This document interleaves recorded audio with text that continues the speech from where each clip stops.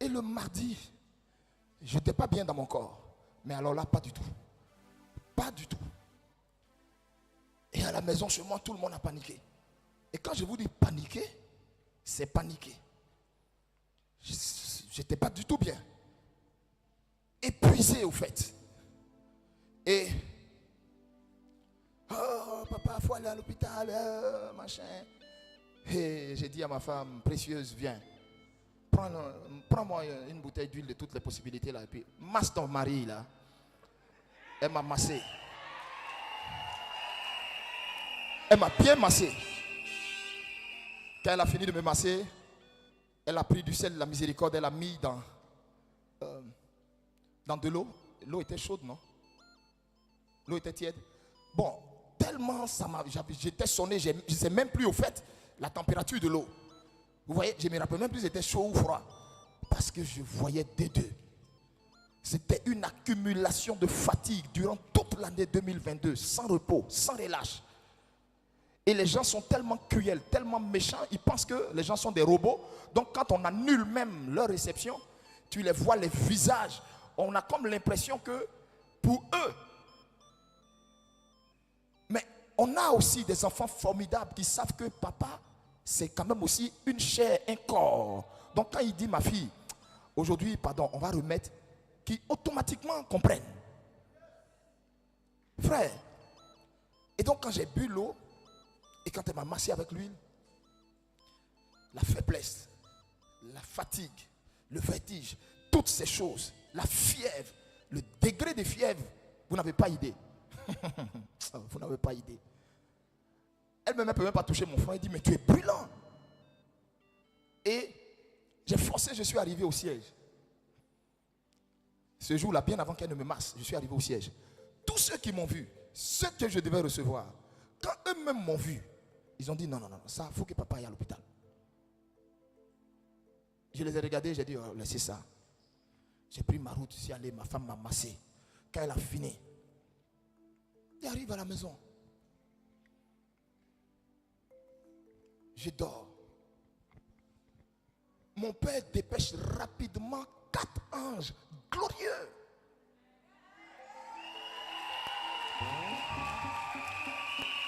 Anges glorieux.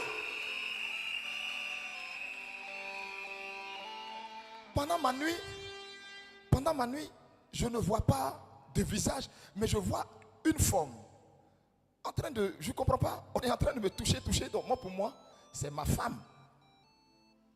Je crois le matin, je me suis levé, je t'ai dit que en pleine nuit, j'ai été visité par, et que le Seigneur a envoyé ses anges me masser.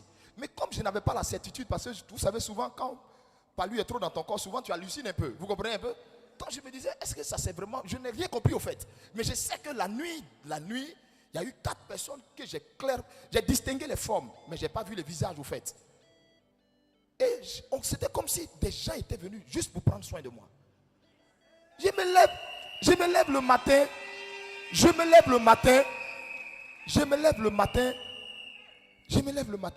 je n'ai rien compris.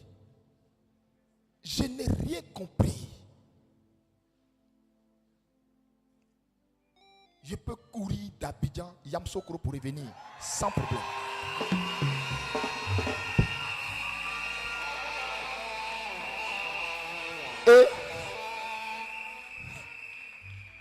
Et c'est alors, quand j'ai reçu cette visite inattendue là, il y a une phrase que j'ai retenue, que l'un d'entre eux était en train de dire. C'est maintenant que tu vas entendre la phrase. L'un d'entre eux disait, je ne sais pas, j'étais dans la voiture et puis j'ai eu à dire à quelqu'un, je ne sais plus si la personne va se rappeler, mais l'un d'entre eux me disait, répète après moi. C'est à moi il disait ça. Répète après moi et répète-toi chaque jour cette phrase. Tu es Eli Bada. Répète. Et moi j'étais couché et j'entendais, c'était comme si j'entendais, je m'entendais parler, mais pourtant ma bouche n'ouvrait pas et ne remuait pas. Et quelqu'un parlait au fond de moi. Vous voyez, c'est maintenant que je comprends quand Paul parle de l'homme intérieur. Mais on parlait au fond de moi, ce n'était pas ma bouche que vous voyez là. Et je m'entendais parler. Et je répétais. Il m'a dit, répète, tu es Eli Pada. Et je répétais, je suis Eli Pada. Il m'a dit encore, et je répétais, je suis Eli Pada. Il m'a dit encore, j'ai dit, je suis Eli Pada. Il m'a dit, tu es qui? J'ai dit, je suis Eli Pada. Il m'a dit, Eli Pada est le fils du roi des rois. Répète. Donc, je répétais, je suis le fils du roi des rois. Et maintenant, il m'a dit, si donc ton père est roi, toi tu es qui? J'ai dit, je suis prince, donc appelé à régner. Et il m'a dit, la juridiction dans laquelle ton père règne, ce sont les cieux. Et toi, tu dois régner sur la terre. Et par la suite, il me disait toujours de répéter, hein, et il me disait ceci, la phrase qui m'a le plus marqué, il m'a dit, ton père est la pierre qu'ont rejeté les bâtisseurs. La pierre rejetée par les bâtisseurs, qui est devenue la principale des langues. Et ton pierre est la pierre au-dessus de toute pierre. Et toi, tu es également une pierre vivante, comme ton père l'est. Et donc, répète après moi. Et je répétais, et je disais. Et il me disait, tu es cette pierre sur laquelle quiconque tombe se brise. Si toi tu tombes sur la personne, tu l'écrases.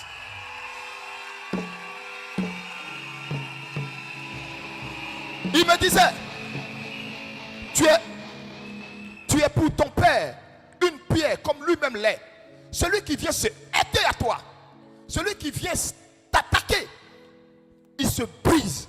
Et si par malheur pour lui, c'est toi qui attaques en premier, tu l'écrases.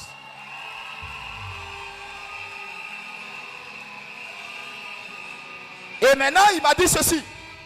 Il m'a dit encore, continue de répéter. Et je continuais dans mon cœur.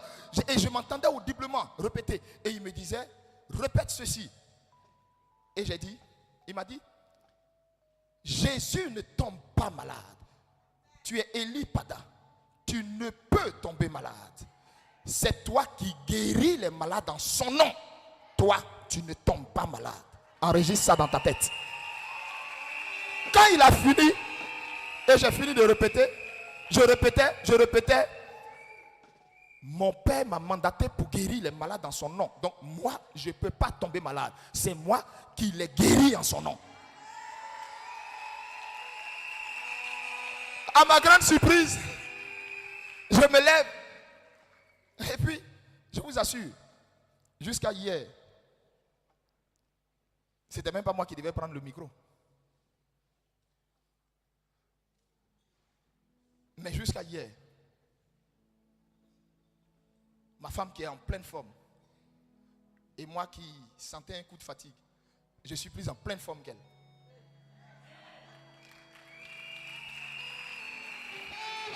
Donc, pourquoi est-ce que je vous dis ça? Je vous dis ça pour que vous compreniez la puissance de la proclamation. N'attendez pas qu'un prophète ou qu'un pasteur vienne proclamer forcément des choses sur vous. Vous-même, commencez à vivre une vie de proclamation. Ce que toi-même ta bouche dit de toi. Si tu le dis avec foi et puis tu le crois et tous les jours tu répètes la même chose, ça va finir par devenir une évidence.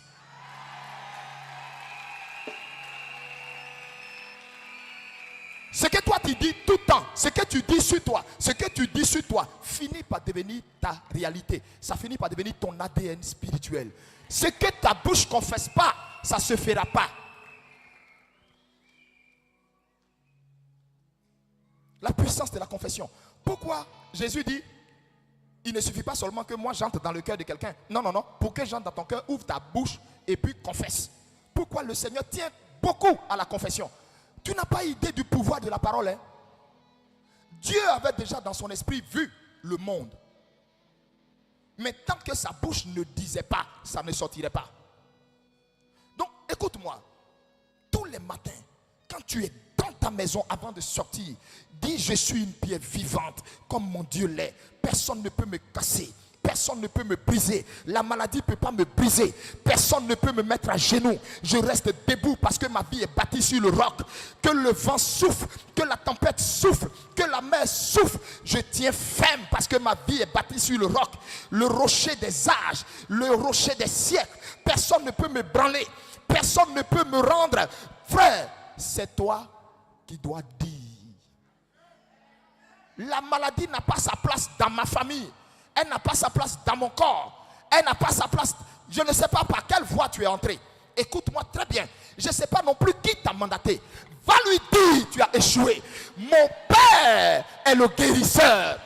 Donc, si tu viens t'attaquer à quelqu'un dont le Père est le guérisseur, ça veut dire je vis dans la maison où se trouvent tous les médicaments que tu n'imagines pas.